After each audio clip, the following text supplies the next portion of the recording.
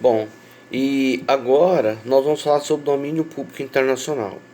Quando a gente fala de domínio público internacional, é bom você lembrar que existem bens que são insuscetíveis de apropriação.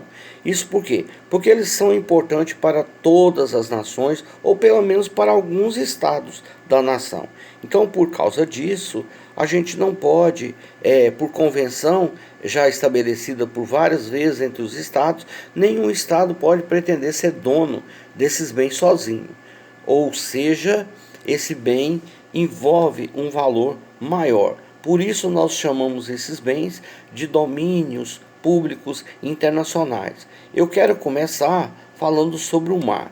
O mar, nós vamos dividir o mar. O mar, nós vamos começar falando das águas territoriais. As águas territoriais vai da margem do litoral até 12 milhas, cerca de 22 quilômetros.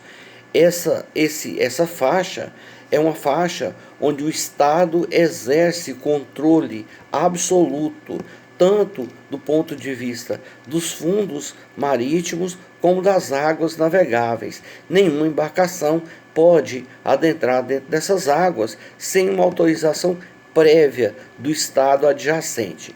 Existe a figura da passagem inocente. O que é a passagem inocente? A passagem inocente é o direito que as embarcações têm, tanto as mercantis quanto as embarcações de guerra, de passar por essas águas rapidamente, sem parar e sem fazer qualquer tipo de manobra que coloque em risco a vida da população.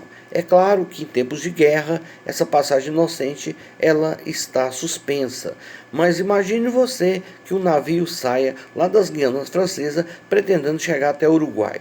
Então ele precisa passar o mais próximo da costa brasileira. Então ele tem o direito de passar rapidamente, sem parar e sem fazer nenhum tipo de manobra suspeita.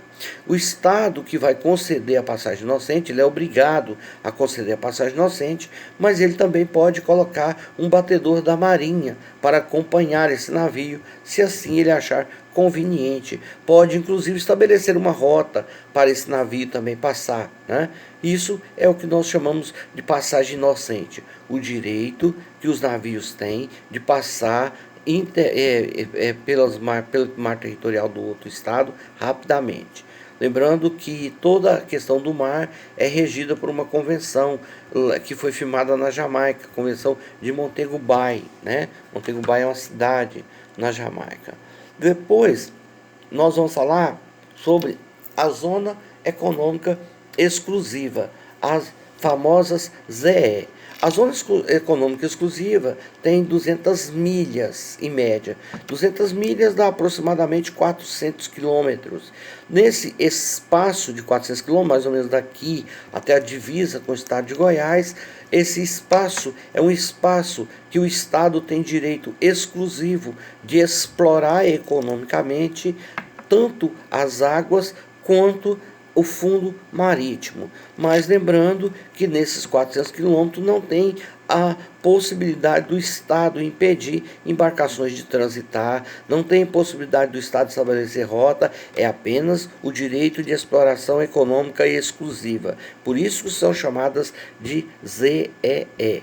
Você pode me perguntar, mas professor, e o Paraguai? O Paraguai é um estado que não tem mar. Ele tem, de um lado é o Chile, do outro lado é o Brasil. O fato é que o Paraguai não tem acesso ao mar. Como é que ele faz? Nós temos um tratado firmado com o Paraguai que permite às embarcações paraguaias pescarem uma quantidade específica em toneladas de peixes por ano. Né? Então essas embarcações paraguaias têm autorização do governo brasileiro para fazer essas pescas. Pescas essas que são para a subsistência do povo paraguaio e nunca para exportação. Né? O que nós chamamos também do mar, as águas internacionais? As águas internacionais são aquelas águas que vão depois das 200 milhas. Essas águas internacionais ela é de todo mundo, ninguém pode opor qualquer tipo de restrição. Lembrando apenas que nesse caso não pode ser utilizado para fins bélicos, né? Então há uma limitação do que pode fazer nas águas internacionais. Lembrando que os estados também têm tratados de cooperação para combater pirataria. A Somália, ali numa região chamada Chifre da África, é muito famosa pela quantidade de piratas que invadem embarcações.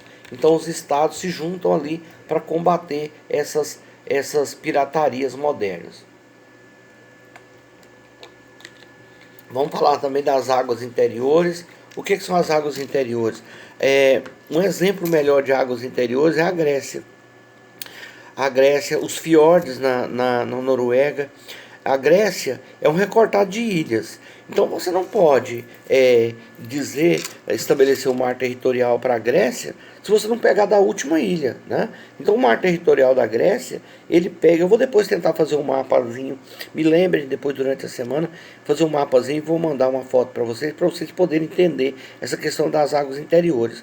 Mas é mais ou menos como se o mar adentrasse por dentro do estado, fazendo curvas, fazendo reentrâncias, né? Então dentro dessas águas também o estado tem que ter direito de se defender, né? Embarcação nenhuma pode adentrar nessas águas interiores. Como eu disse, o mar territorial é um espaço, né, de 20 milhas, né, 22 quilômetros, 12 milhas, né, que dá 22 quilômetros, e a zona econômica exclusiva.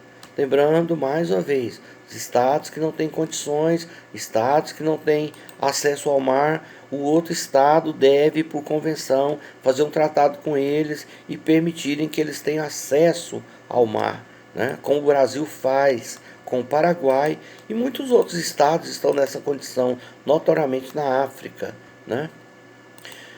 Plataforma continental. Bom, o mar, ele é uma pena, né? A gente não está em sala para eu mostrar esses desenhos para vocês. Mas entre depois no Google, dá uma olhada ali, né? O Google está sempre aí para nos ajudar. As águas do mar, elas vão até um certo nível muito baixa, né? Baixa, né? A nível de geográfico, e depois elas aprofundam em fossas abissais, locais que sequer que as embarcações têm acesso, porque a pressão atmosférica é muito alta. Mas de repente ela sobe de novo. É como se fizesse uma montanha dentro do mar. E elas sobem e fazem planaltos, planícies em cima do mar. E essas plataformas marítimas, hoje, notoriamente, elas é preocupação, porque são nas plataformas marítimas que estão localizados o petróleo, né? Então, quem é dono da plataforma marítima? A plataforma marítima, geralmente, ela tem a mesma extensão da ZE, né? Geralmente elas surgem ali nos espaços das ZEs, né? Os 200 milhas, 400 quilômetros. E quem é dono da plataforma marítima é o dono do mar territorial, é o dono da zona econômica exclusiva, né? O Brasil mesmo tem plataforma marítima, né? E quem é dono da plataforma marítima somos nós. Direito nosso de explorar essa plataforma marítima, notoriamente para extração de petróleo. Vamos falar também do fundo, né, marinhos. Os fundos marinhos, também chamados de áreas. O que são as áreas aqui no direito internacional? As áreas são fundos ainda inacessível ao homem. Por que são inacessíveis aos homens, professor? Porque são fossas abissais onde a pressão atmosférica é muito alta e o homem ainda não tem condições de chegar até lá. Há um consenso na maior parte dos estados de que esses fundos marítimos eles são de domínio público internacional, ou seja, se um dia alguém chegar lá, ele tem que compartilhar o que estiver lá com os demais países. Outros países não coadunam dessa ideia, é o caso dos Estados Unidos. Os Estados Unidos defendem, né, que os fundos marítimos têm caráter de res nullius, ou seja, terra de ninguém. Quem chegar primeiro, quem tiver tecnologia suficiente para chegar lá primeiro, pode se aproximar desses fundos marinhos, né? Lembrando que eles são as pessoas que têm, né, as condições melhores para chegar até lá. E também lembrando, mais uma questão, é que há uma possibilidade desses fundos marinhos terem petróleo. E quando o petróleo aqui em cima for escasso, é lá que as pessoas vão se dirigir para buscar petróleo. Então essa defesa dos Estados Unidos com relação ao caráter de res nullius dos fundos marinhos ou das áreas, também chamadas assim do direito internacional público, áreas, né? São chamadas assim, é muito cômodo, né? Eles quererem defender essa tese de res nullius, porque eles certamente serão os primeiros a chegar lá, né?